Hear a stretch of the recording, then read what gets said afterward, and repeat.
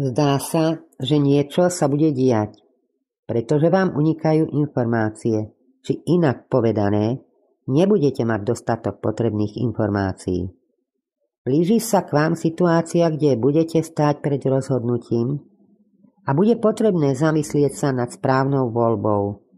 Mám vás varovať pred nejakými ilúziami alebo klamstvom. Isté informácie dostanete skreslené. Skôr ako sa rozhodnete, mali by ste získať všetky dostupné informácie a takisto zvážiť viac variant. Pretože vy si dokážete predstaviť život, po akom túžite, ale neviete, ako taký život dosiahnuť. Možno práve tým, že míňate mnoho energie na veľa vecí a aj to, že vás metie pri veľké množstvo možností, ktoré sa vám ponúkajú. Hoci vás toto obdobie viac ovládajú ilúzie, nemáte prestať snívať, ale zároveň máte si udržať rovnováhu medzi snami a prácou. Blíži sa koniec nejakého obdobia, ale zdá sa, že máte strach z pokračovania, ktorý pochádza z minulých skúseností. Ste na konci cesty a čaká vás posledný test, alebo možno ste pod tlakom a musíte bojovať. Hoci sa môžu vyskytnúť prekážky a problémy, buďte vytrvalí a opatrní, pretože cieľ je už blízko. Môžu sa okolo vás skrývať nepriatelia, alebo sa objavia problémy kvôli zlej komunikácii. Čaká vás posledný test, ktorý je potrebné úspešne prekonať. Ak sa upokojíte, ponoríte do seba, začnete veci, situácie okolo seba vnímať inak. Máte si všímať svoje sny, pracovať so svojimi predtuchami a pozorovať svoje vnútorné obrazy a predstavy. Je potrebné zložiť obraz rôznych kusov vašich predstav, inak povedané, ak chcete, aby vznikla istá situácia, ktorú si prajete, je potrebné podniknúť veľa krokov.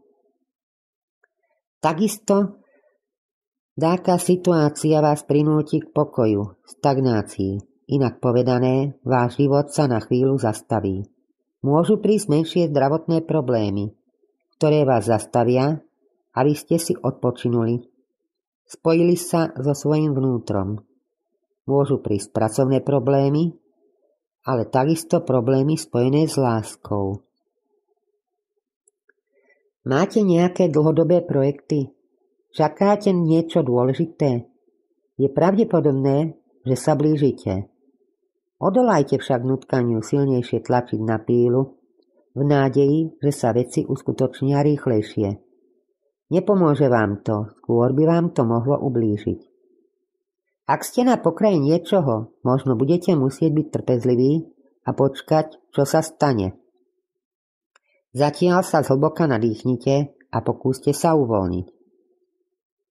Máte sa naučiť pochopiť vlastné pocity, pretože ak chápete samých seba, ste schopní pochopiť aj vaše okolie. Vy máte tú sílu aj moc a vďaka vašim pocitom, vnemom a intuícii dokážete nahliadnúť do vecí, ktoré nasledujú.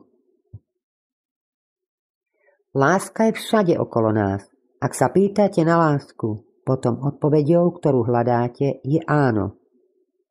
U niekoho môže ísť aj o dôveru a lásku všeobecne. Ak sa niektorí z vás snažíte rozhodnúť, potom sa pozrite do svojho srdca. Tam zistíte, ktorá možnosť vám dáva ten čarovný pocit úplnosti a správnosti. U niektorých z vás nastal čas rozhodovania a vnútorného konfliktu, a to nielen v romantickom zmysle, ale aj v rodinných, priateľských a pracovných vzťahoch. Je potrebné urobiť rozhodnutie medzi dvomi možnosťami, pričom kľúčom k vyváženému životu je rovnováha medzi vnútornou a vonkajšou harmóniou a sebaláskou. Všetky vaše pocity, ktoré vysielate smerom von, sú obrazom toho, čo cítite vo svojom vnútri. Ak nezmeníte svoj postoj, svoje myšlienky, môžete ochorieť.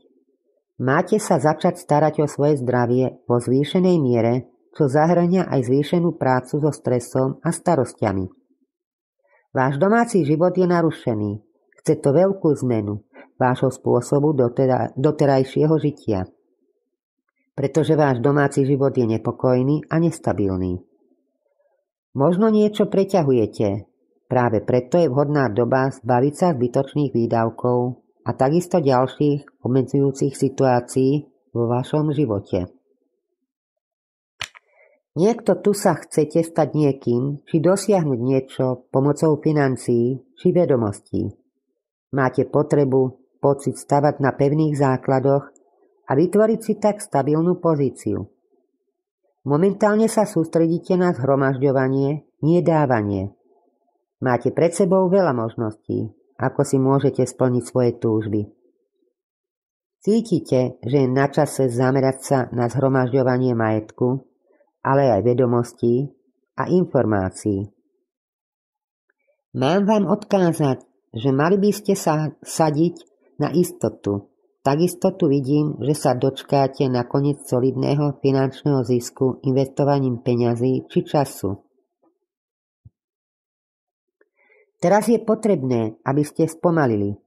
Nenechali sa unášať fantáziou, inak môžete ísť proti prúdu svojho života. A teda hovoríme tu o akejsi mrazivej, konfliktnej atmosfére, v ktorej prichádza ku konfliktom a dokonca aj hrubostiam. Čakajú vás inak povedané výmena názorov či dokonca nejaké spory s okolím. V sporoch alebo problémoch, ktoré vás čakajú, je potrebné naučiť sa byť samými sebou. Možno sa k vám dostane nejaká kritika, nad ktorou sa je dobre zamyslieť, ale zároveň povzniesť. Pre niektorých z vás tu mám odkaz, že máte po svojom boku silnú mužskú postavu, ktorá však s vami nie je citovo prepojená. Je to váš šéf alebo mentor, ktorý učí, ale nevytvára hlbší vzťah. Je to niekto, kto vás podporuje, pretože ste v práve, alebo pretože to považuje za svoju povinnosť, ale nie je to z lásky alebo citu.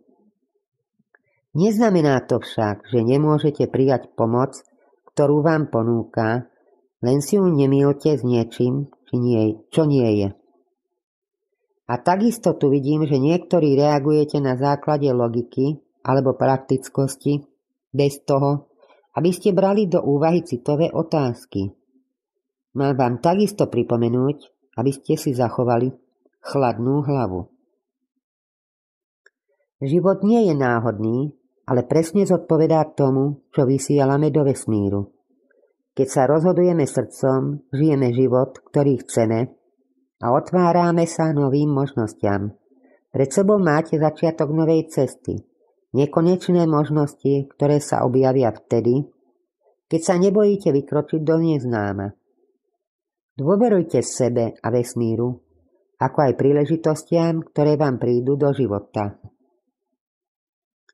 Ujasnením priorít a práce na nich vás čaká príjemné obdobie. Dá sa povedať, že dostanete to, čo si želáte. Čo sa týka práce, naplňuje vás, upokojuje. Čo sa týka vzťahov, čaká vás pekné obdobie. Po vašom boku mi ukazuje človeka, po ktorom túžite. Bojíte sa nových skúseností, ste plachí a radšej sa vraciate do spomienok na lepšie časy. Na nových ľudí si zvykáte pomaličky, skôr sa držíte stranou, ste bojácni. Máte emocionálne zmetenú či neurčitú komunikáciu. Možno ste nerozhodní, alebo potláčate vaše emócie, istý dôležitý rozhovor chcete odložiť stranou, pokiaľ nebudete mať jasno vo svojich pocitoch.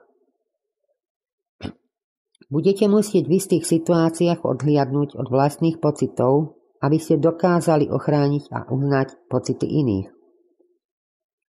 Či je to dobré alebo zlé, záleží od konkrétnej situácie. Niektorí z vás ste sa oslobodili od niečoho. Dá sa povedať, že idete smerom k realizácii vlastnej osobnosti. Môžete očakávať nejaké vyriešenie či východisko z istej problémovej situácie. Nazvime to, že sa oslobodíte od niečoho, čo vás obmedzovalo. Je na čase zmeniť svoje správanie, opustiť minulosť, ktorá vás brzdí, a urobiť dôležité rozhodnutia. V oblasti vzťahov môžete očakávať obnovu. Vo financiách a práci hľadajte nové riešenia. Ak máte náhodou niekto záujem o veštenie, môžete ma kontaktovať cez správu. Ďakujem.